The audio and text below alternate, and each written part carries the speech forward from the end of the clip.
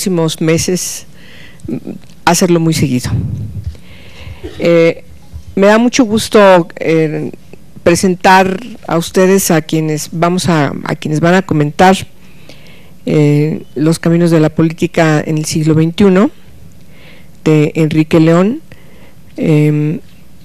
Este libro tiene una relación importante entre el poder y la cibernética. Tengo que mencionar que toma referencia de manera trascendental en los estudios todo lo que ha diseñado, discutido y concebido el gran sociólogo Carl W.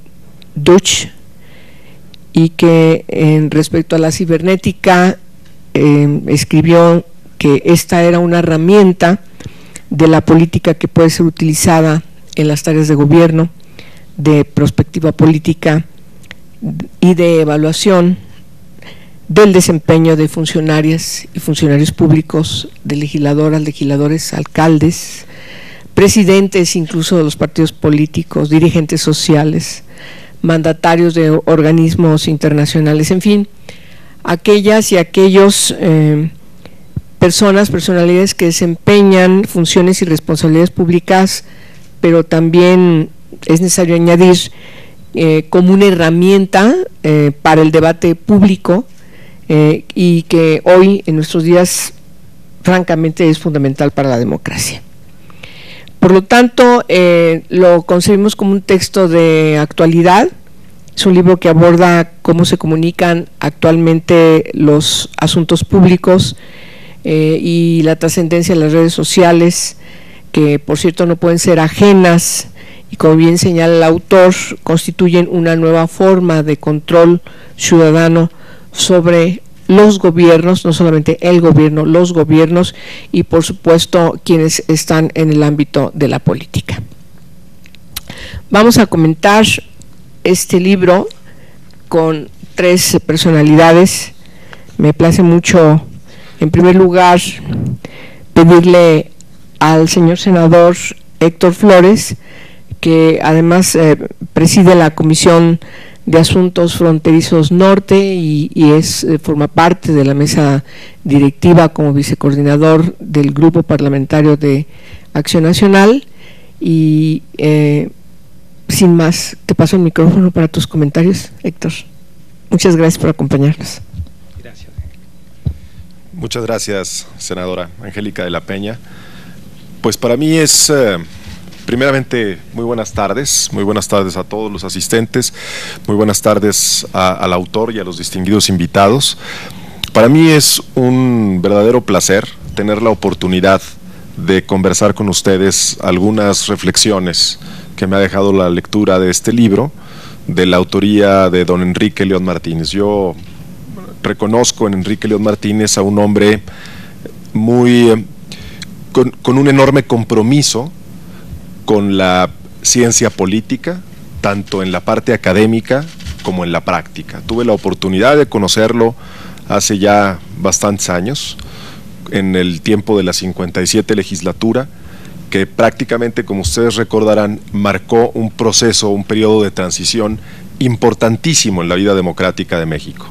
Es básicamente cuando el partido del presidente de la República pierde la mayoría en la Cámara de Diputados y se comienza a conformar todo este sistema y todo este mecanismo de pesos y contrapesos al interior de la Cámara de Diputados, fundamentalmente, que dieron lugar a muchas de las transformaciones que hoy vemos como práctica cotidiana dentro de la vida parlamentaria de nuestro país. En aquel entonces, mi querido amigo don Enrique León era prácticamente quien manejaba el órgano de gobierno, desde luego bajo la presidencia del coordinador de los diputados del grupo parlamentario del PRI, y el secretario técnico de este órgano de gobierno, que era la Comisión de Régimen Interno y Concertación Política, era precisamente Enrique León Martínez.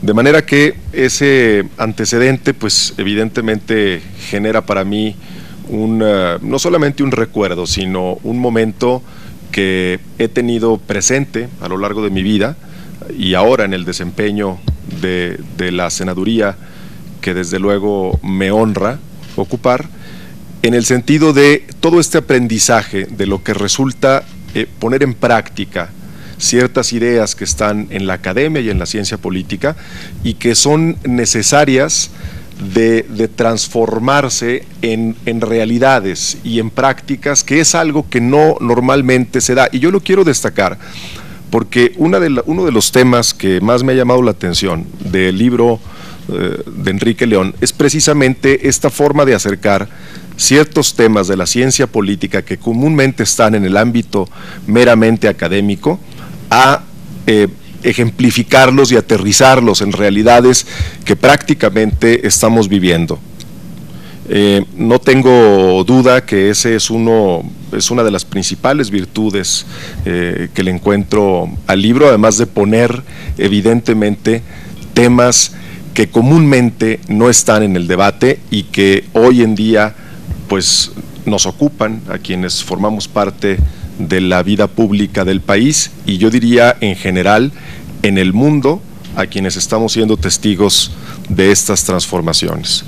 Me llama mucho la atención, Enrique, los comentarios que hay, toda la parte que desarrollas acerca de lo que es este cibercontrol, esta injerencia de las redes sociales en el control y el desenvolvimiento de la política y cómo efectivamente todos estos temas que están profundamente ligados con un derecho fundamental a la libertad de expresión y que evidentemente son muy destacables y son además dignos de una protección decidida, no solamente por parte de los órganos estatales, sino por parte de la sociedad misma. Son conquistas que ha tenido la humanidad a lo largo de los años, por lo menos dentro de la cultura occidental.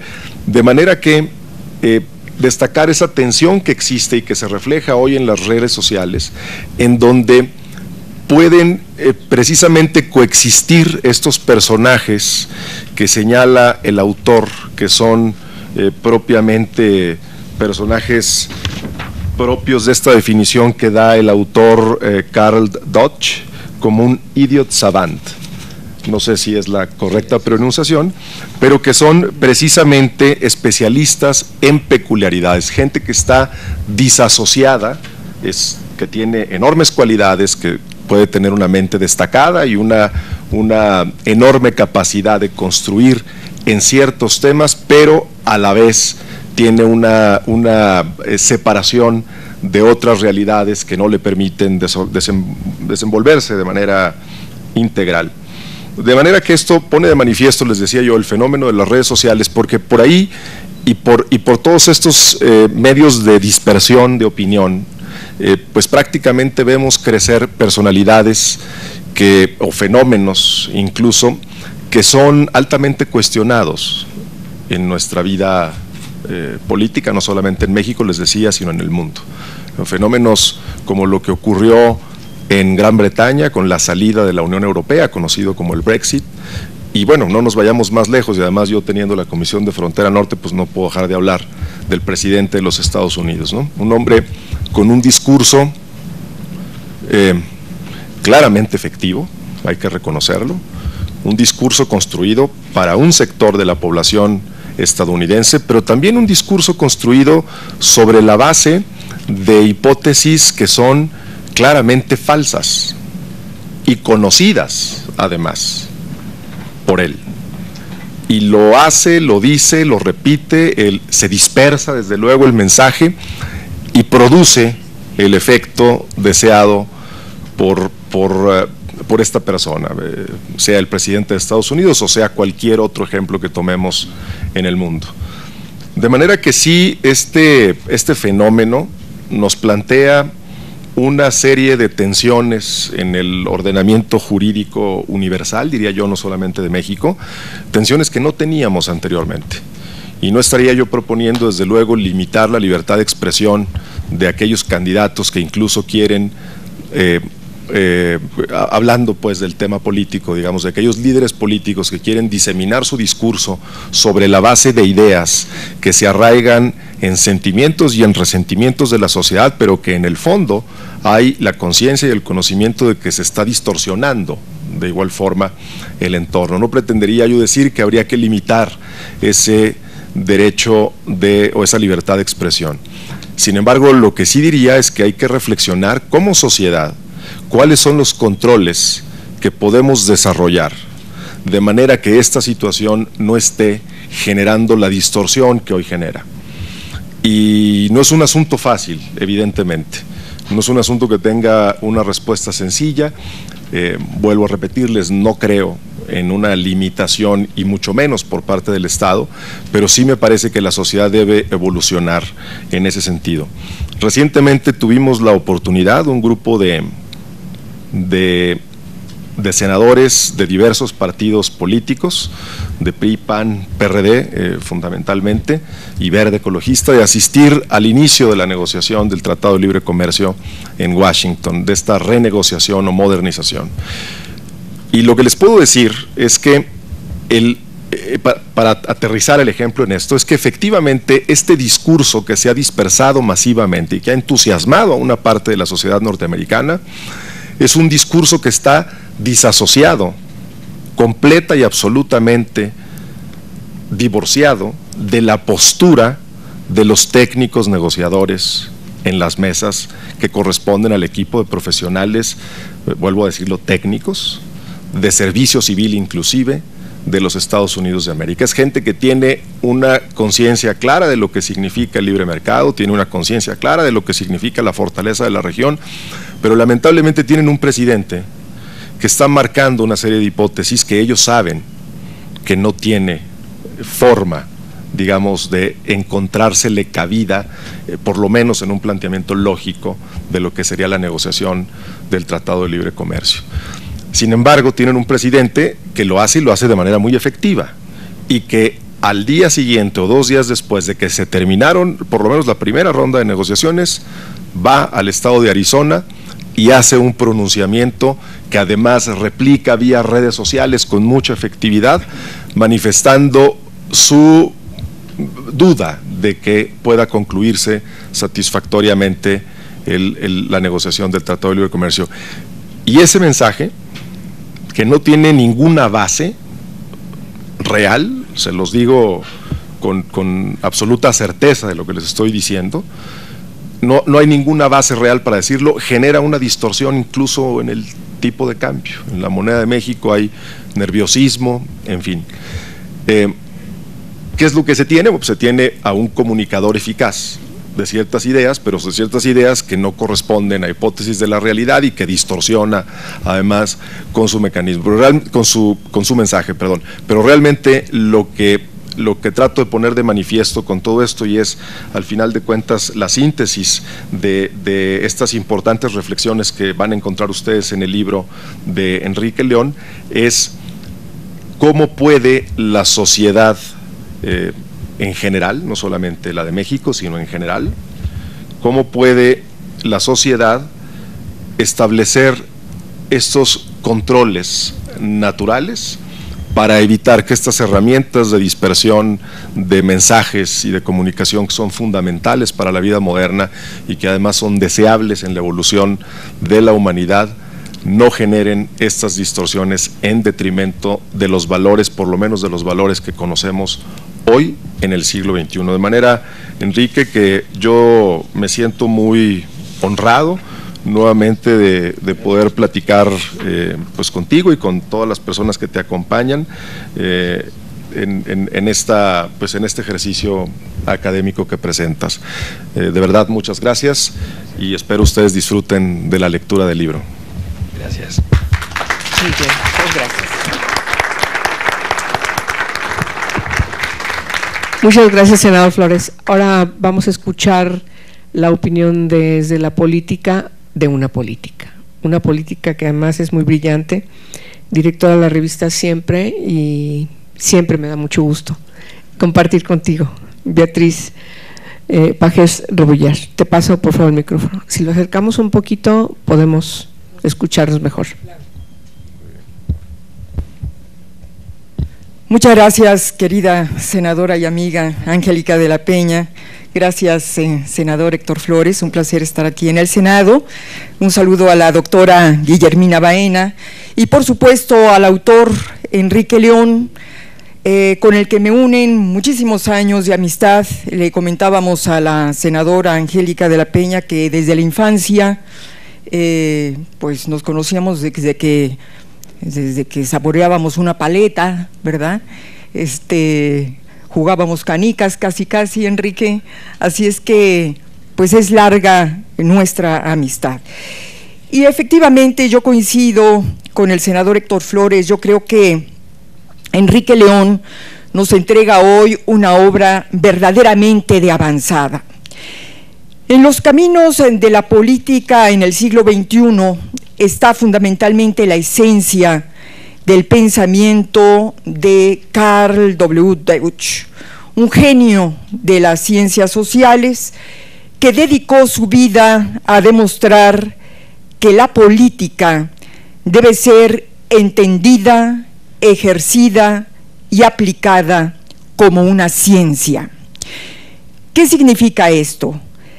Significa que mucho más que intuición o azarosa habilidad, la política es o debería de ser conocimiento e información, y que de ello depende el éxito o el fracaso de un gobierno. Lo que nos está diciendo el investigador de Harvard a través de Enrique León es que los mexicanos debemos comenzar a tener de la política un concepto mucho más elaborado, mucho más sofisticado, yo diría más elevado que el actual. Que el poder, como lo dice el mismo investigador, se ha convertido en la actualidad en un asunto verdaderamente de vida o muerte, porque cuando el gobernante no toma la decisión correcta, quien paga las consecuencias es la sociedad.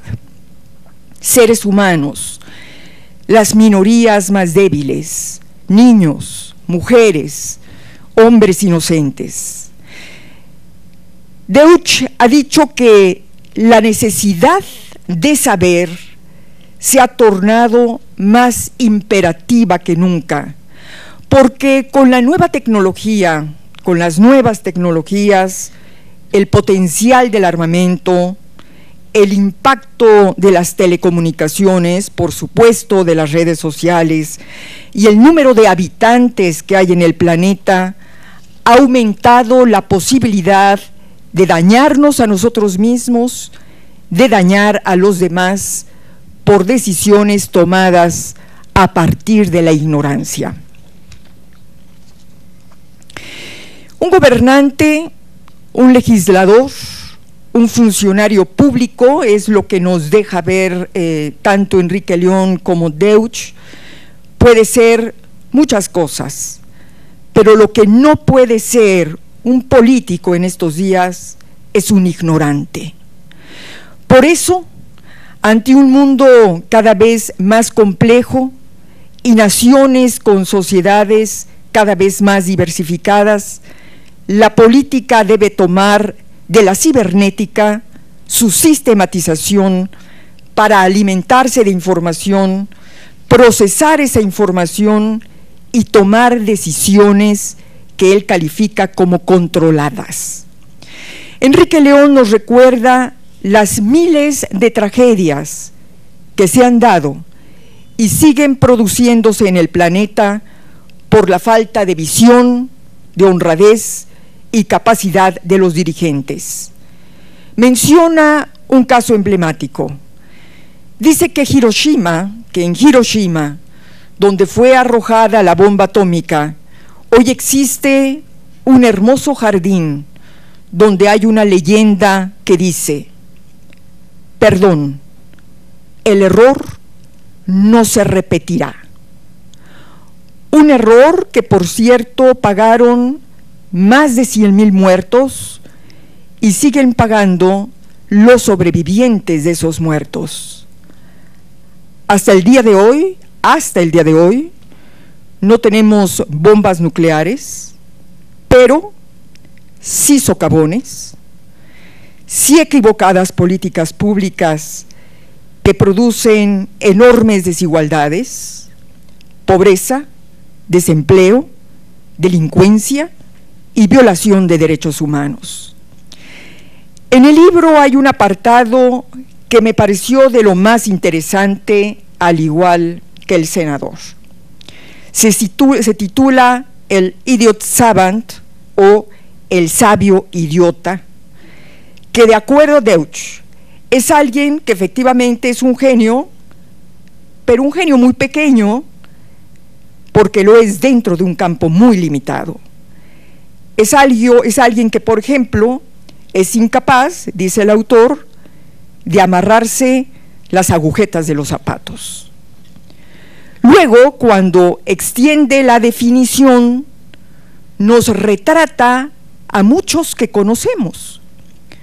Los actuales idiot savants de la política, dice el harvariano, son tecnócratas sin emoción social, autómatas de la política, financieros sin sentido de la historia, políticos cortoplacistas, sin visión de futuro, de autocrítica, de humildad, carentes de grandeza, que han cosechado el repudio de las sociedades y de los electores. Lo dice para luego llevarnos al problema que hoy tenemos con los partidos políticos. Las reflexiones de ese sabio checoslovaco pueden aplicarse perfectamente a lo que hoy estamos viviendo en México. Es más, parece una llamada de advertencia a lo que puede suceder en el 18. Deutsch y el mismo Enrique León nos dicen: cuidado con la legitimidad. Si un gobernante o un funcionario llega al poder violando leyes, reglas, procedimientos, no tendrá legitimidad, lo que significa simple y llanamente que no contará con la credibilidad y el apoyo del pueblo que pretende gobernar. Y atribuye la pérdida de confianza en los partidos, candidatos y en los sistemas de representación a la corrupción de gobernantes, jueces y legisladores. Durante una conferencia que dio el doctor Deutsch en la Secretaría de Relaciones Exteriores aquí en México en marzo de 1979, recurrió a una anécdota para hacer ver la importancia que tiene la transparencia en política. Contó que durante la Segunda Guerra Mundial llegó a trabajar al Pentágono, que dice se estaba apenas inaugurando, un coronel que pidió le bajaran su escritorio al baño de hombres. Cuando sus ayudantes le preguntaron por qué había hecho eso, contestó el coronel que era el único lugar donde todo el mundo sabría lo que estaba haciendo. La política, la toma de decisiones, el poder se debe ejercer, decía el investigador, con los ojos y todos los sentidos abiertos, porque se están tomando decisiones que tendrán consecuencias sobre el destino de millones de personas de un país y tal vez del orbe. Uno de los análisis más importantes que hace Deutsch es que el poder solo es una parte, solo una parte de la política. Más importante que llegar a un cargo es saber navegar, es saber gobernar y saber hacer uso del electorado, de todos aquellos que votaron por él. Y aquí parece haber una referencia a los gobiernos populistas, porque argumenta que en nuestro siglo ha habido gobiernos, él se refería al siglo XX, como el de Hitler. Hoy podemos referirnos al de Maduro Chávez y también, por supuesto, podemos referirnos al de Trump, que llegaron sin duda con un fuerte respaldo del electorado, de sus pueblos, pero al abusar del electorado para implantar regímenes autoritarios, irresponsables, eminentemente populistas, terminan destruyendo a su país y por supuesto a sí mismos. Los caminos de la política en el siglo XXI de Enrique León tiene sin duda una finalidad científica, busca elevar y reconstruir el valor de la política, pero también me parece, Enrique, que existe un evidente reclamo ético a la forma como hoy se ejerce el poder.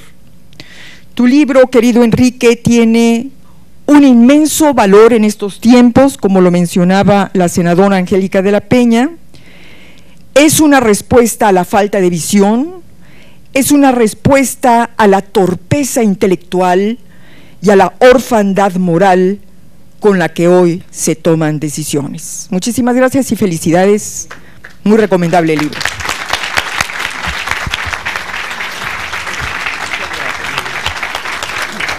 Muchas gracias, Beatriz.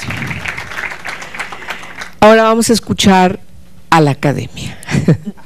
Vamos a escuchar a la doctora Guillermina Baena Paz.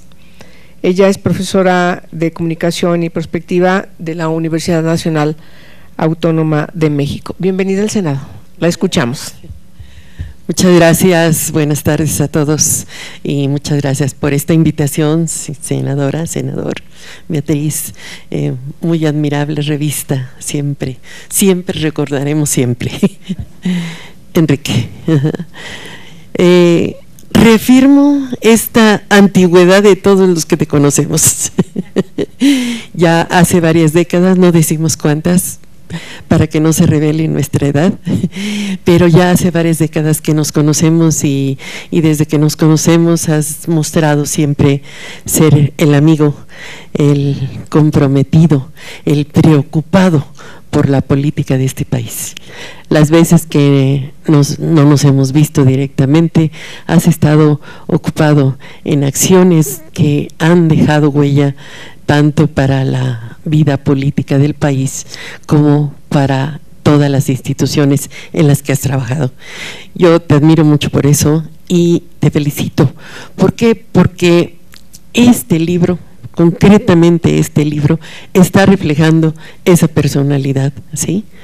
Por un lado, no es el primer libro, es el tercero de una trilogía que ha venido insistiendo en cuestiones de comunicación, de televisión, de poder político, elementos que son fundamentales y que no es por coincidencia, sino por tu capacidad de visión, el que los has puesto en los momentos claves. Y estoy de acuerdo con los comentaristas que este es un momento clave en el que llega el libro. Es un momento necesario, ¿sí? Y es un momento donde no se ve nada más la visión del teórico y del analista, sino la visión del político. Política y politólogo están presentes en el propio texto. Yo quisiera agregar también algunas cuestiones que a mí me han llamado mucho la atención cuando la lectura del libro se vuelve apasionante.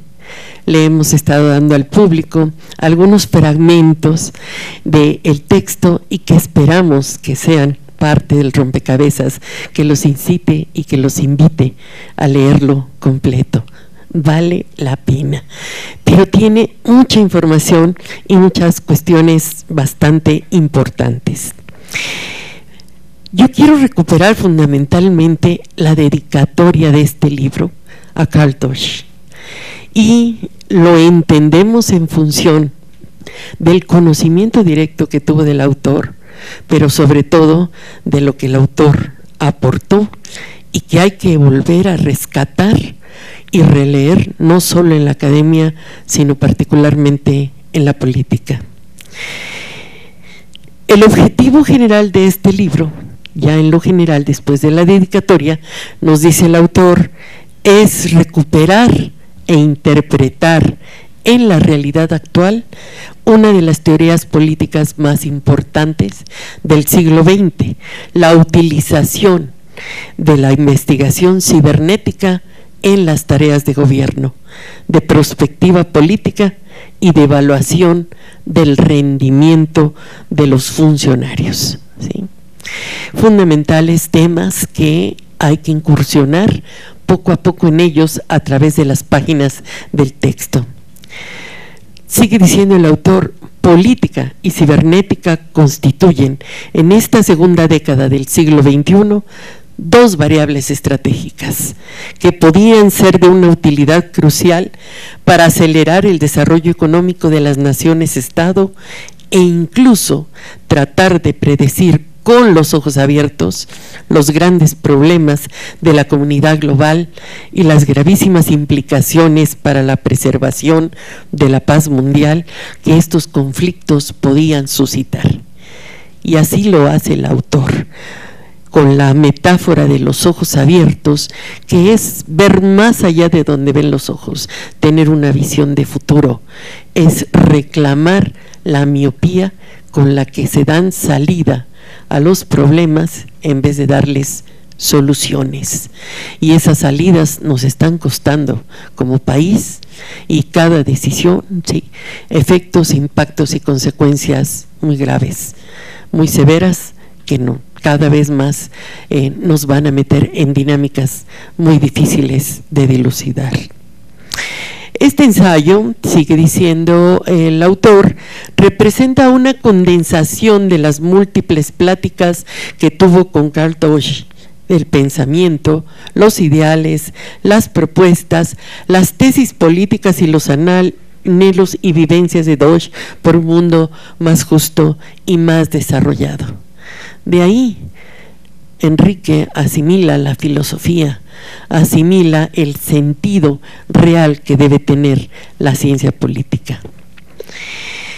Bien, y dice: si el modesto esfuerzo de este trabajo, yo le decía en algún momento, no es modesto, es que es un gran esfuerzo, pero él es, su personalidad de Enrique es así, es un gran esfuerzo, dice. Si el modesto esfuerzo teórico de este trabajo pudiera servir para que gobernantes, sociedades, asociaciones civiles y sociales, grupos académicos e intelectuales y la sociedad en general reflexionaran sobre nuevas formas de evitar genocidios, masacres, guerras internas, así como la miseria, la insalubridad y el hambre, estas páginas habrán cumplido su cometido. Una invitación a todos los que estamos involucrados en estos problemas. De esta forma, dice, nos reencontraremos con la política y su disciplina, la ciencia política, en todas sus interminables potencialidades. Haría más claros, lúcidos y genuinos los objetivos, que no son otros más que la concreción de la paz y el desarrollo humano de pueblos y naciones. Consideró importante el autor hacer un estudio comparativo sobre México, tomando como referente la espléndida obra La democracia en México de don Pablo González Casanova, escrita hace más ya de 50 años, en el 1965. ¿Y qué ha pasado con aquella democracia que describía don Pablo con la democracia actual? ¿Cuáles han sido los cambios en los índices de bienestar, de situación de este país? ¿Qué es lo que ha cambiado? ¿Qué es lo que permanece? ¿Qué es lo que realmente ha sido los nuevos desafíos? Gracias. ¿Qué es lo que se ha agravado? ¿Cómo ha cambiado políticamente nuestro país en el último medio siglo?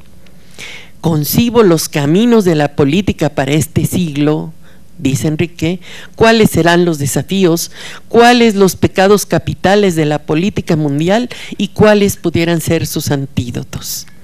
Analizando todo esto dentro del marco teórico conceptual de Dodge y su escuela de pensamiento. Este planteamiento lo acompaña de algunos enfoques cuantitativos en gráficas y cuadros con proyecciones y tendencias. Y se confiesa, Dosch no me perdonaría jamás que las hipótesis cualitativas no estuvieran apoyadas por datos cuantitativos.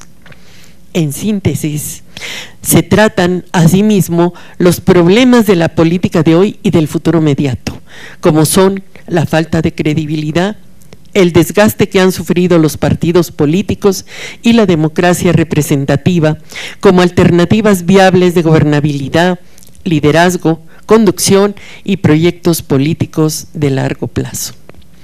También aborda lo que le parece una variable estratégica para el estudio de las decisiones políticas e incluso de las disfunciones de la política, como son los sistemas de creencias de políticos y gobernantes, asimismo de los propios ciudadanos, la estructura cognitiva de los políticos y ciudadanos e incluso de los integrantes de las agrupaciones del crimen organizado o asociaciones terroristas, ofrecen en ocasiones pautas visibles para tratar de predecir situaciones, conflictos, atentados y decisiones.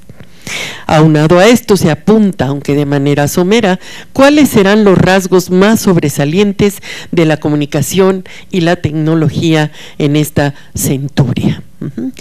Entre Lidio Chabat y entre este planteamiento deja ver la necesidad de tener políticos que realmente correspondan a un perfil psicológico, ¿sí?, en donde se puedan tomar decisiones adecuadas y decisiones que sean responsables socialmente. Se ha hablado aquí, por ejemplo, de Trump, ¿sí? Él es el contraejemplo de lo que se plantea en el texto, ¿sí? Y en el fondo es esa necesidad de que ya se pueda clamar por un político cada vez más preparado, más responsable y psicológicamente estable. A lo mejor es mucho pedir, pero la cibernética, como bien lo dijera Dosch, sí. La cibernética efectivamente es un arma, es una estrategia fundamental para esto, ¿sí? Y fíjense, hay muchas personas de generaciones más jóvenes que ya no se acuerdan quién fue Karl Dosch, que ni siquiera lo han oído mencionar. Pero dentro del propio texto, Enrique cuenta la anécdota de cuando Norbert Wiener fue al despacho de Dosch y fueron a platicar muchas cosas con respecto a cibernética y política, y de ahí parece nacer el famoso libro Los nervios del gobierno, un libro totalmente de avanzada donde Dosch está señalando cómo la comunicación tiene una función fundamental de ser los nervios de la conducción de un pueblo. Y ¿quién es Norbert Wiener? Sí, efectivamente es el padre de la cibernética, aquel que hace el modelo de comunicación cibernética que ha trascendido para los estudios de comunicación. Entre los dos, sí, casi genios, empiezan a configurar estas propuestas. Y efectivamente también aparece Wiener dentro del texto, sí, aunque Wiener efectivamente va hacia otras preocupaciones muy importantes también. De repente Wiener se pregunta, ¿será posible que una máquina le pueda ganar un juego de ajedrez a una persona? Está haciendo esta pregunta en 1947.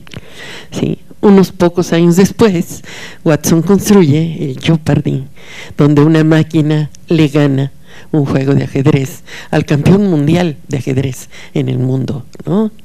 Entonces era la advertencia de cuidado, ahí está ya la cibernética, con todos los posibles peligros y riesgos que puede tener, ¿no? Riesgos que a lo mejor, pues, en la emoción de desarrollar modelos de inteligencia artificial, ¿no? Apenas en julio, Mark Zuckerberg tuvo una experiencia verdaderamente brutal, ¿no? Su creación de inteligencia artificial empezó a irse por su cuenta y empezó a inventar su propio idioma porque el inglés ya le parecía denso y lento, ¿no? A pesar de las advertencias de Elon Musk, Mark había seguido adelante, y cuando se da cuenta de esto, Elon Musk dice: el odioso, te lo dije. Bueno, supongo que fue el tono. Y entonces Zuckerberg dijo: mejor lo dejamos para después. Creo que hay que reflexionarlo más. Efectivamente, son cuestiones de impactos, efectos y consecuencias. La política, decía Dosch, no es únicamente un problema de poder, es un problema de conducción y una actividad en donde son pilares cualidades humanas tales como la ética, la moral, la humildad y la honestidad. Vean el perfil.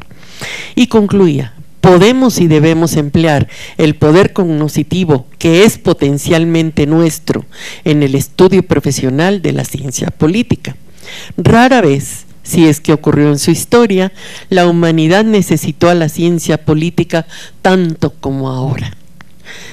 Es actual, este libro es actual por esos señalamientos y porque se están poniendo a tiempo en un momento donde efectivamente la humanidad le urge una visión política efectiva, porque está en sus manos, en las manos de la conducción de los gobiernos, la vida del planeta, la vida de la humanidad.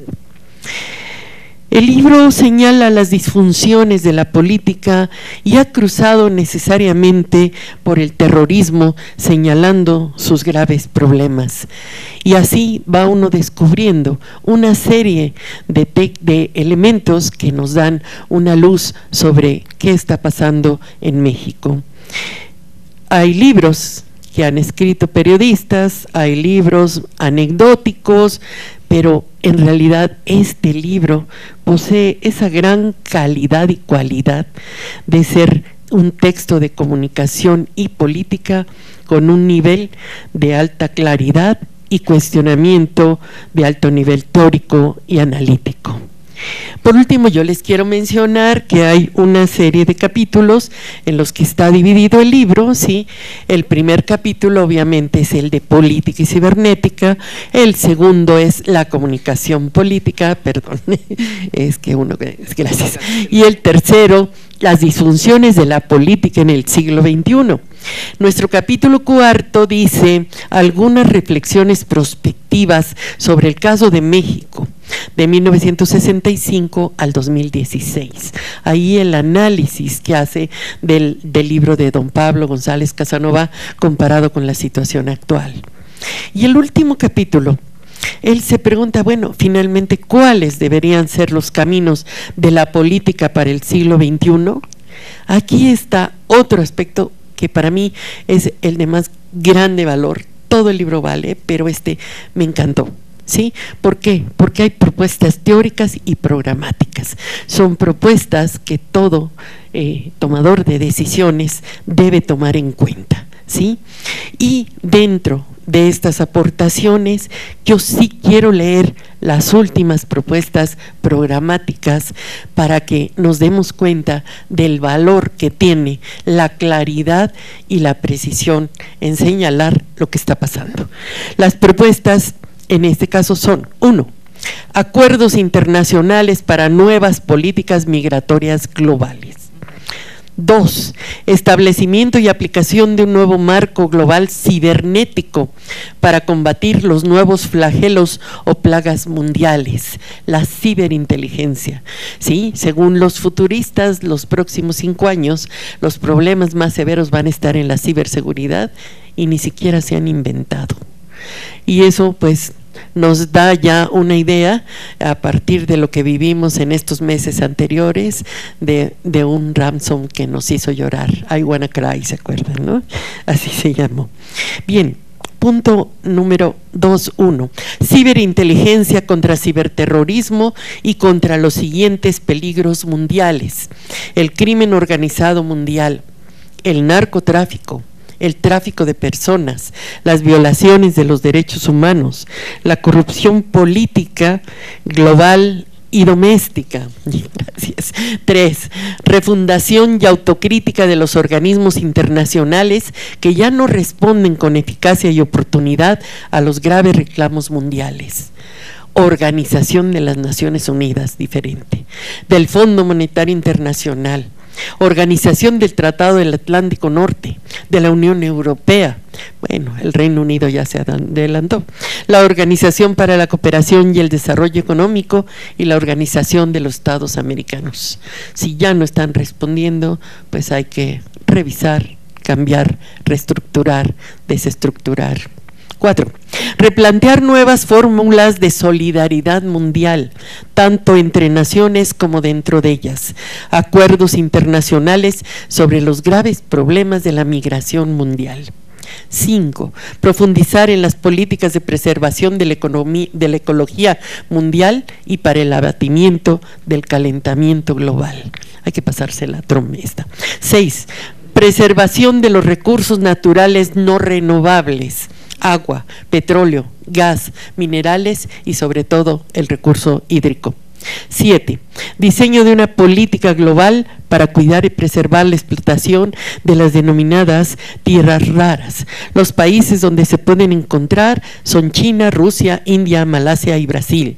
Los usos de las llamadas tierras raras son los que las hacen tan cotizadas y van desde su utilización en reactores nucleares y tecnologías láser, pasando por baterías, combustibles y filtraciones. 8. Moderar y restringir el uso de la energía solar para fines bélicos, de la energía nuclear, para fines bélicos y disminuir las plantas de energía nuclear en el mundo. Evitar tragedias como las rusas y japonesas de Fukushima y Chernobyl, ¿sí? Y más en un mundo de posnormalidad donde los eventos, ¿sí?, encuentran un cruce entre la complejidad, la crisis y las contradicciones. ¿Qué quiero decir con esto? Que estamos viviendo fenómenos que nunca habían pasado, ¿sí? Aquí precisamente en Japón se viene un terremoto, se viene un tsunami y se viene un problema en la planta nuclear, 3 eventos simultáneos, ¿no? Y entonces son cuestiones que dicen es que no era posible que pasaran y pasaron, ¿no? En esos días también nuestros meteorólogos dijeron es imposible que en la ciudad, en el país vaya a haber un huracán en el Pacífico y otro en el Atlántico al mismo tiempo. Y se dieron los huracanes, uno en el Pacífico y otro en el Atlántico. Este tipo de eventos son frente a los que está advirtiendo Enrique, hay que tomarlos en cuenta, hay que atenderlos y es urgente que se puedan precisamente enfrentar. 9. Establecimiento urgente de bancos de alimentos. El problema de la inseguridad alimentaria es un problema vigente que va a causar muchísimas situaciones de futuras hambrunas y millones de personas con hambre en el mundo. 10. Implementar una política gradual de cero tolerancia a todas las formas de corrupción, tanto globales como nacionales. 11. Preservar la paz y el desarrollo en la comunidad global, reducir la mortalidad de los niños menores de 5 años y de las mujeres en África, Asia y América Latina. 12. Replantear los modelos de democracia representativa indirecta y de partidos políticos como formas de representación popular. En la mañana Federico Reyes Heroles nos contaba de una encuesta donde dice es que solo el 15% de este país es el que participa en las organizaciones y entonces el 85% ¿dónde está? Ese es el que hay que invitar a que participe. Y en último lugar está de credibilidad están los partidos políticos solo antecedidos por la policía. Bien, 13. Utilización de las nuevas tecnologías de la comunicación y de las redes sociales para acelerar el desarrollo de los países económicamente débiles del planeta. No solo existen desigualdades económicas y sociales, sino desigualdades de información, tecnología y desigualdades en el uso de las redes sociales. Sí, ya lo había señalado un autor contemporáneo, Jeremy Rinkin, quien decía desconectados, ¿sí? El problema de los desconectados es más grave que el problema de las clases sociales y Enrique nos lo está señalando también. 14. El diseño de una nueva política global para el combate de la pobreza y la pobreza extrema, erradicación de la pobreza extrema. 15. Cambio en las políticas energéticas tradicionales por nuevas fuentes de energía limpias, no contaminantes y más accesibles a países y sociedades. 16. Combatir la riqueza extrema porque produce pobreza extrema. 17. Es necesaria una estrategia múltiple para reequilibrar el poder dentro de las economías mundiales y nacionales, que otorgue poder a las personas que actualmente están excluidas y mantenga en jaque la influencia de ricos y pobres y poderosos. Solo así podemos lograr que las economías funcionen mejor a favor de intereses de la mayoría de las personas. Y estoy terminando ya. Los gobiernos deben trabajar para las personas atendiendo a la voluntad de la ciudadanía. 18. Finalmente, constituye un aspecto central para el futuro del planeta el ofrecer empleos dignos y suficientes a los millones de seres humanos económicamente débiles y a las futuras generaciones que ya han nacido y se encuentran entre nosotros en sus etapas de niñez y de adolescencia. El texto, en síntesis, y pido una disculpa por haber abusado de estas 18 puntos que a mí me parecen nodales por las propuestas que emplea, digo que muestra la excelente capacidad del autor como político y como politólogo. Felicitaciones por ello. En esta estupenda edición a todo color que vamos a disfrutar mucho sus lectores. Muchas gracias. Muchas gracias, profesora. Muchas gracias, profesora. Bien, pues yo tenía una síntesis de estos 18. Ya no.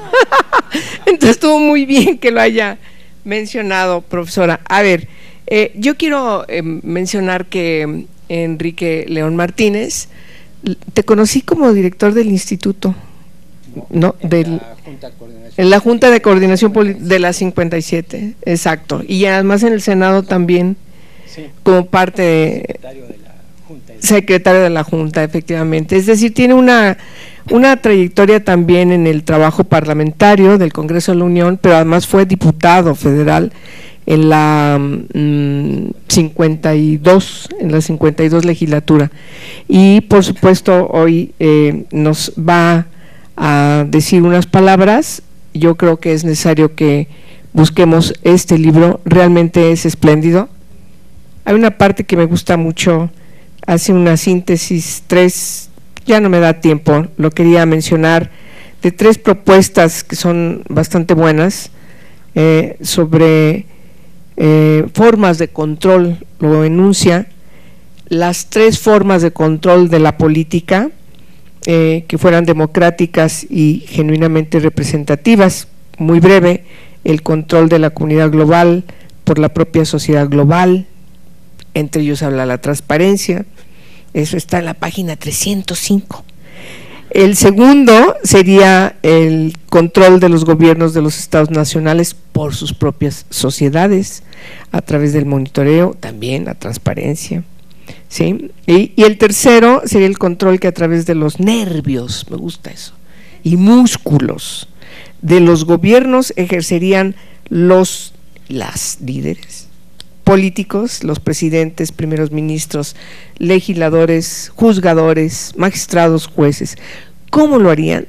Dice Enrique, a través de modelos de comunicación de ida y vuelta, de retroalimentación automodificativa, utilizando todos los recursos de captación, mensajes, etcétera, etcétera. Claro, yo le llamo eso controles internos y controles externos que estamos pugnando que siempre sean reconocidos en las leyes. Sin más, damos la palabra a Enrique. Bueno, muchas gracias. Yo voy a ser muy breve.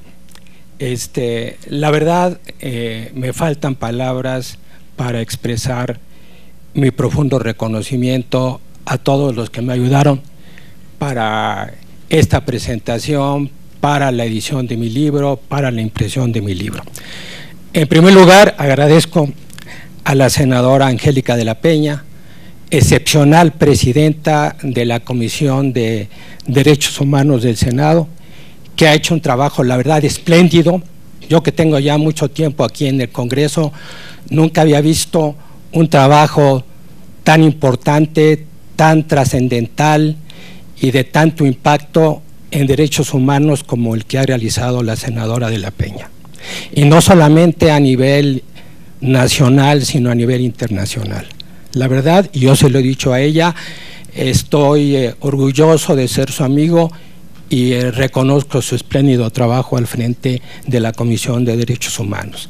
Y por otra parte, reconozco también su entusiasmo, su apoyo y su solidaridad para que fuera precisamente la Comisión de Derechos Humanos la comisión que se encargara de coordinar, de programar y de organizar este evento. Muchas gracias, Angélica. Gracias, muy amable.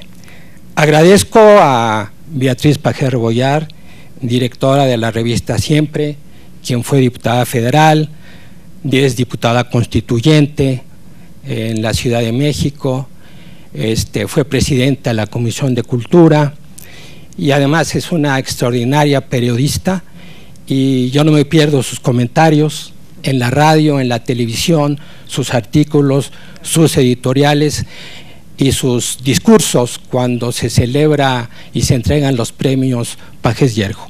Son espléndidos, tienen mucho mensaje, tienen mucho fondo, tienen mucho contenido, y agradezco que me haya hecho el honor de comentar este libro y su amistad de toda la vida. Muchas gracias, Beatriz. Reconozco también de mi amigo, el senador Héctor Flores Ábalos, presidente de la Comisión de Asuntos Fronterizos Norte. Como bien lo dijo Héctor, nos conocimos hace ya varios años en la 57 legislatura, una legislatura histórica, porque fue en la primera vez en que un partido político no tuvo mayoría en el Congreso, y debido a eso, lo que dijo Héctor, se constituyó la Comisión de Régimen Interno y Concertación Política, que posteriormente sería la Junta de Coordinación Política. Ahí se tejieron acuerdos, se llegaron, como bien lo sabe Angélica, ella también fue parte de la 57 legislatura, la senadora de la Peña, se hicieron acuerdos y esa legislatura pudo salir avante gracias a la concertación política. A la política. Entonces, ahí conocí al senador Flores, era un joven talentoso, un abogado muy brillante, apoyaba documentos muy destacados que se redactaban en la Junta de Coordinación Política, y desde ahí yo veía que tenía futuro. Y veo que no me equivoqué, y es un brillante senador, y su intervención aquí también fue una intervención sumamente importante. Nos diste un marco de referencia a grandes rasgos de cómo se está negociando el Tratado de Libre Comercio. Nos hablaste también de la verdad histórica y de la posverdad. Y nos relataste pues la función y la importancia de poder conocer a fondo los mensajes de las redes sociales y utilizarlas de una manera cautelosa, y no utilizarlas de una manera irresponsable o frívola, sino solamente para el desarrollo y, desde mi punto de vista, para fines útiles, fines de alto impacto social. Héctor, te reconozco mucho la contribución y tus palabras el día de hoy.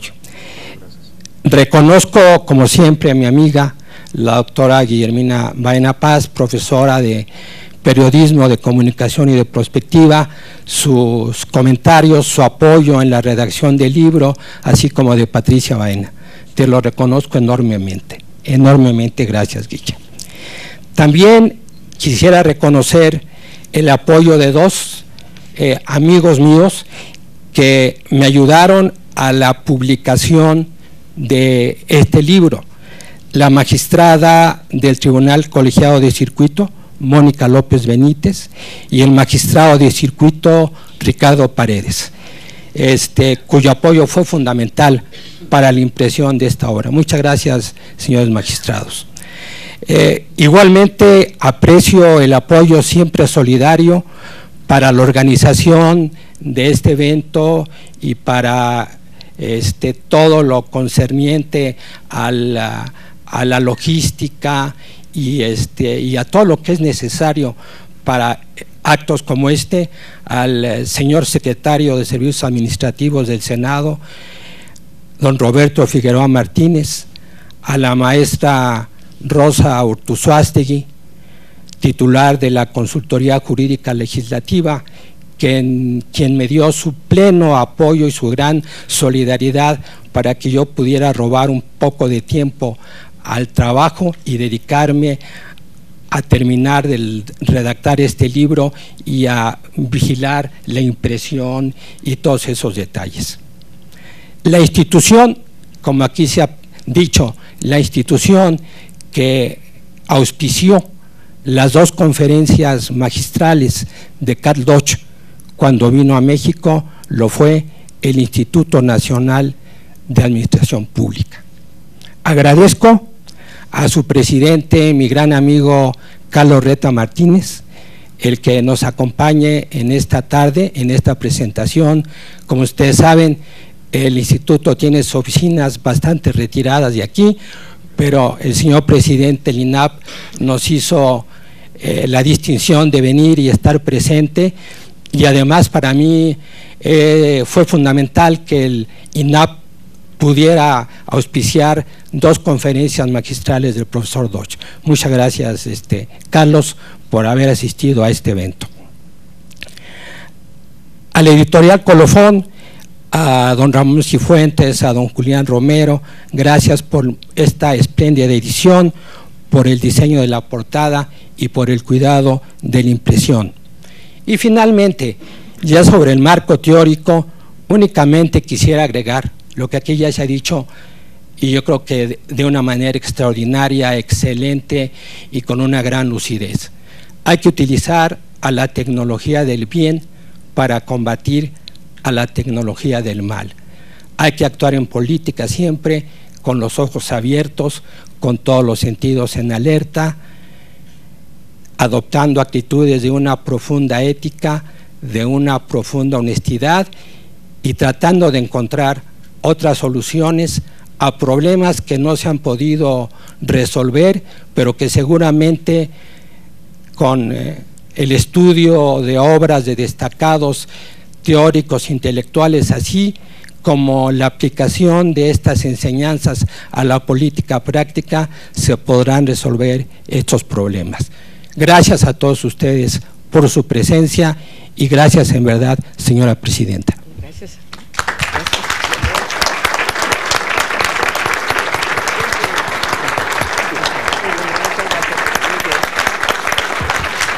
Pues ni más, les recuerdo, hay que leerlo, en serio, es un libro imperdible y es un honor haberlo presentado acá, Enrique. Y gracias a Beatriz, senador rector, gracias Flores, doctora y profesora.